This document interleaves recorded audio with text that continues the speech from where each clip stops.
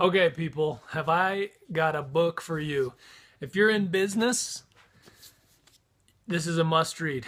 I loved it, man. I highlighted like every freaking page in this book. It's called Never Split the Difference. Negotiating as if your life depended on it by Chris Voss.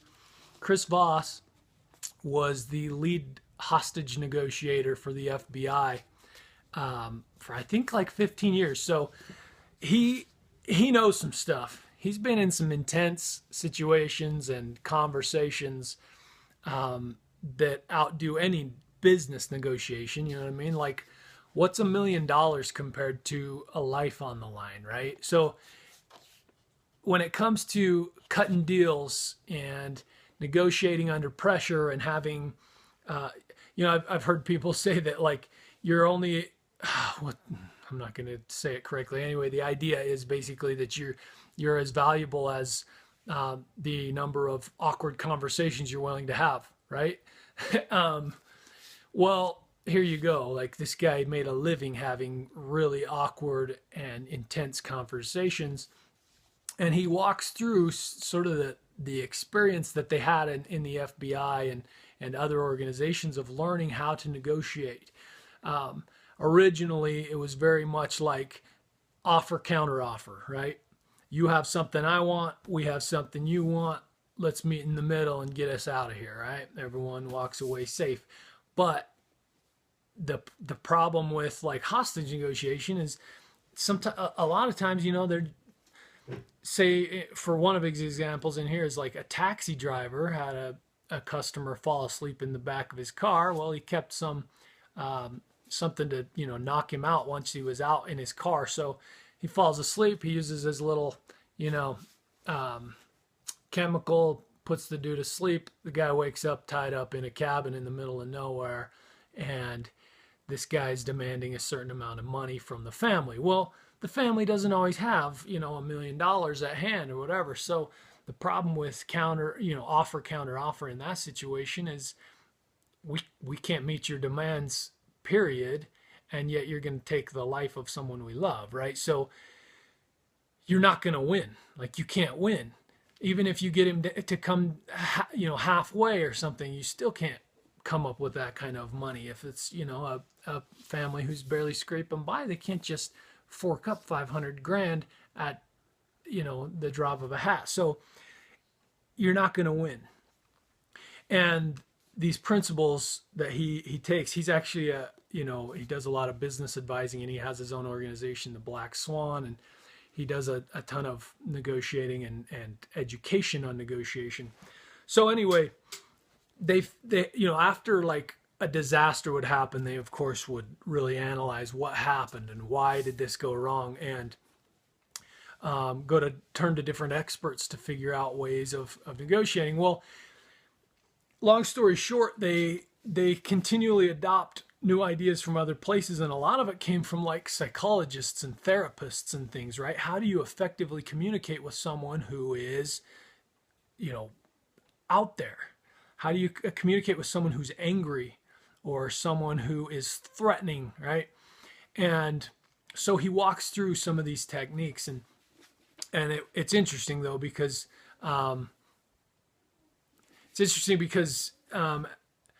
as you would imagine, a lot of these like FBI agents and police officers and SWAT team members and stuff, they're not into getting all mushy and asking someone how they're feeling and like really connecting emotionally with these people. Like, sometimes they get into that line of business because they enjoy a little bit of a rush, right? A little bit of like hand to hand, like confrontation or sometimes combat, right? Like, that's not the personality type of a therapist, right? However, these techniques and things really work well to de-escalate a situation and prevent people from getting killed or whatever, right? So um so I mean, I can't even begin to touch the surface of the amount of information and quality things he gives.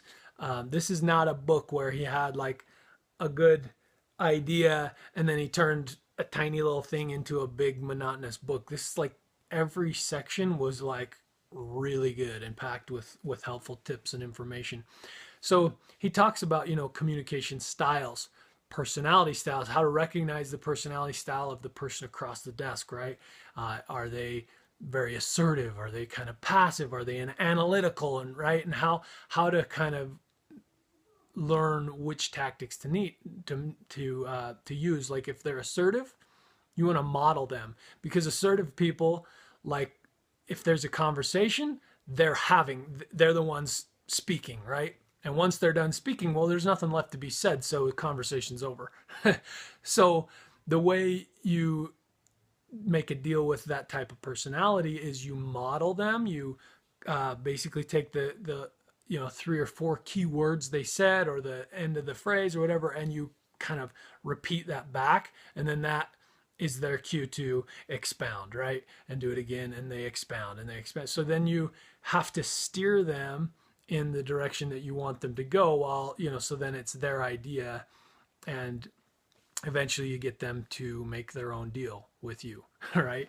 An analytical person, you've got to be really prepared with numbers, with data showing, why this is what they want. And even then, they probably won't make a deal right then and there. They want to take it home, mull it over, look through do their research, right? So he teaches you kind of ways to walk each personality type into the whatever it is you're looking to achieve.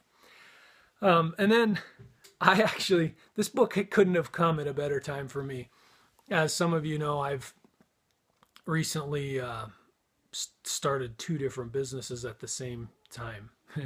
So I've been busy trying to launch these 2 things and get going. Well, one of which, well, no, they both have tons of negotiation, but my business partner and I, we were working a night shift as nurses, and we were at the same time, he was emailing a person about a conference that we wanted to attend, and she says, the price is $3,000. Well, I had just, like 2 days before, read the section on saying no without saying no, right? Just saying things like, I don't see how I can do that, or there's no way I can come up with that, right? Without saying no, we're not interested, or no, we won't. So she says $3,000, and I said no. He was in the middle of writing this big email, and I said, no, man, just tell her we're a small startup. I just don't see how we can do that. So he does. She goes, how about 1,500? I say it again, basically the same thing, rephrase it a little, right? He does. He sends it. She goes, well, why don't you just tell me what you can do? So the point is, and this is what Chris Voss points out, you can say no 4 times without actually saying no. And the reason you do that, we didn't throw out a number. We didn't do anything. We just said, I don't see how I can do that. She counters herself, right? She goes from 3,000 to 1,500, and then she just keeps doing it. We could have kept going. The situation was such that we felt good about paying a certain amount of money because of the services and everything. We could have kept playing the game. But after 2, she just said, tell us what you'll do. And so he threw out an offer, and she said, sounds good. See you there. All right. We did his technique like that I read a couple days before, and we literally got like over a $2,000 discount on a deal. And it's just packed with good stuff. What's another one that I was just looking through some of my notes, and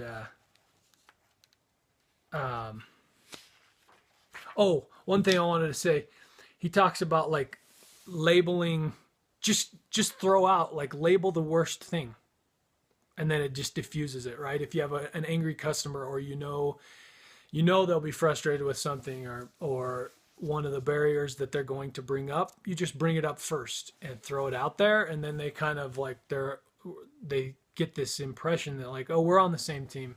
We've already talked about the hard stuff, so now we're good.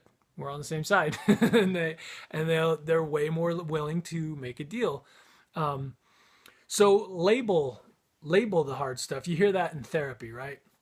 I've shared videos of like Brene Brown's like Daring Greatly and stuff. She's a method, uh, what is it, method something researcher. She's a social worker, and she just does research on like communication, shame-based communication versus, you know, like healthy communication, and vulnerability and how to connect and stuff. And so if you go into the therapy world a little bit, like you'll see that labeling an emotion diffuses it. And so when you're sitting across the table from someone who's going to have some sort of hesitancy or anger or frustration or whatever, you label that emotion, it kind of diffuses it, and then you model so that they're comfortable. Like he talks about modeling, Chris Voss does. When you model someone, everyone's afraid of change or new, or, you know, it's uncomfortable. Even if you're a really outgoing person, you still feel a little bit of an emotion of like, okay, this is uncomfortable when I'm trying something new. You might get a rush from it, but it's still kind of like not sure where I fit, right? We're all more comfortable with things that we're familiar with. We sit at ease, right? So if you model somebody, that triggers this like familiarity type thinking, right? This is someone I'm comfortable with, someone I connect with. So you model them, you label the bad stuff, diffuse it, model them, and now all of a sudden we're friends. We're on the same side. We've talked about the hard things. We're good now, right? and then you can start talking about a deal, right? So he says we're not shooting for a yes. There's three kinds of yeses, and they don't all mean yes.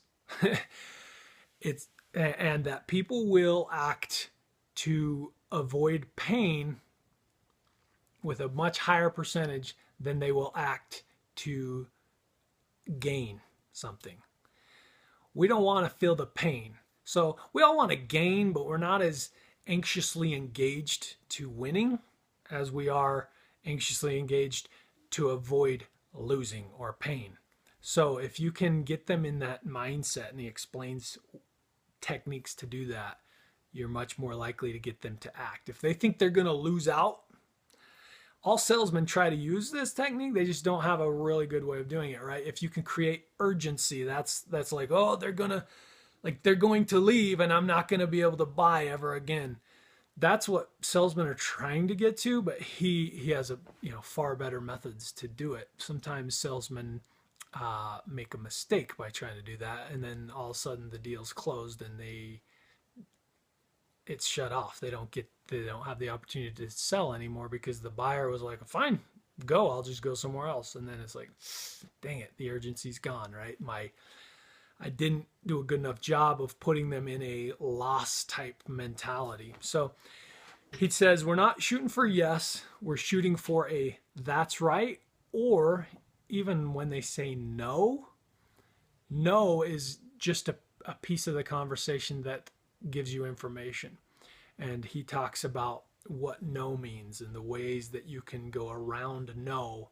And actually getting a no is the start of the conversation, because once they've said no, now you know, okay, he's not just, gonna buy without information. He's not gonna, for some reason, he's feeling like he can't make the decision right now.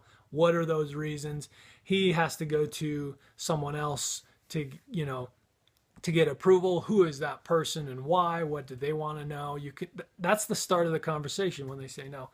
So, I mean, so many things in here that came from literal life and death situations, some of which were disasters and many of which were life-saving situations where they used methods to, like very targeted methods to manipulate the situation to get on the same side as their counterpart and make a deal. Some of which, like the hostage taker wanted, hundreds of thousands of dollars, and they got it down to like $5,000. Things like that, where when you can get them into this mindset of feeling like, okay, like what is it that you can offer me then? 5 grand? Okay, done. We'll take it. And it was sort of what my example I started with, where we said, I don't see how I can do that. Okay, how about 1,500? We're just a startup company. It's just not in our budget. I don't know how we could come up with that. Okay, why don't you tell me what you could do? We could have thrown $300 out there and landed that. Like, it's just the technique of like, listen, we're on the same side. We want to provide something to these physicians, but we're a startup. We just don't have it in our budget. What can you do for me? and then another technique he mentions is you could say no, say no, say no, and then offer something that's not monetary, right? So some other asset that's not money. How about we can throw this in or do this for you guys or whatever, right? And it gives them the feeling of like, man, these guys really want to help us out. They want to be in on the deal, but they don't have the money, right? And then the last technique I'll mention for negotiation is when you finally get to that point of like offer, counter offer, if you'll use numbers that they appear really thought out and solid. Like, I've gone through my budget, I've counted my pennies, and the best I can do is $763. Like, that's a weird number, and it gives them the sense that like, man, he's pinched every penny. That's his top number. Instead of, let's just go 750, and they come back, those numbers seem negotiable. They don't seem thought out. They don't seem solid. So anyway, get this book. It's amazing. I'll put a link in below. You can just go click and buy yours from Amazon. That way I'll get a fraction of the sell price. And I'll also put a link to my website. You can go check out, other books I've reviewed and a small written review on this book. So anyway, follow me on Facebook, Twitter, Instagram, and check out the website. Sign up for our email list. I'll catch you guys later. Adios.